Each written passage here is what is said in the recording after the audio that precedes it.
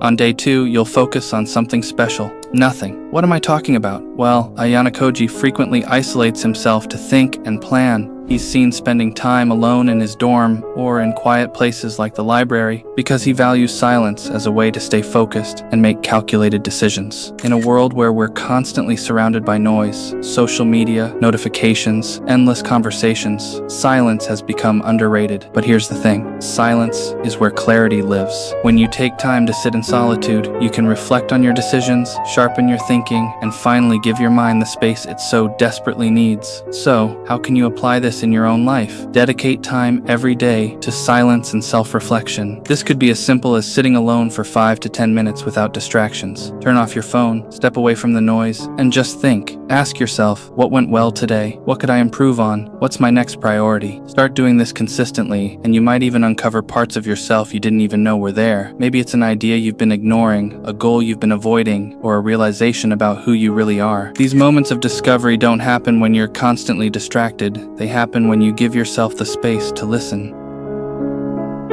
Day 3 will be all about establishing the principle of efficiency over excess in your life. One thing you'll notice about ayanakoji is that he understands that time is a limited resource, and so he's intentional with how he uses it, which includes choosing actions that align with his larger goals. So, how can you apply this principle? Take a step back and evaluate where you're spending your time and energy. Are you working on tasks that bring you closer to your goals, or are you getting caught up in things that don't matter? Try adopting a minimalist approach in your routine. For example, instead of filling your day with endless to-dos, focus on the few things that will make the biggest impact. But that is not all. Ayanakoji's approach can be applied to everything, even how he keeps his environment. A cluttered environment leads to a cluttered mind, and Ayanakoji knows that. That's why his room is so clean and minimalist. So, on day 3, a clear action step is to tidy your room. Now, it doesn't have to be a full-on deep clean, but take a moment to declutter, put things where they belong, and remove anything that doesn't serve you. This can include organizing your desk for study, getting rid of unnecessary items, or even simplifying your wardrobe. Efficiency starts at the core, and by creating a clear space, you're setting yourself up for success, just like Ayanakoji.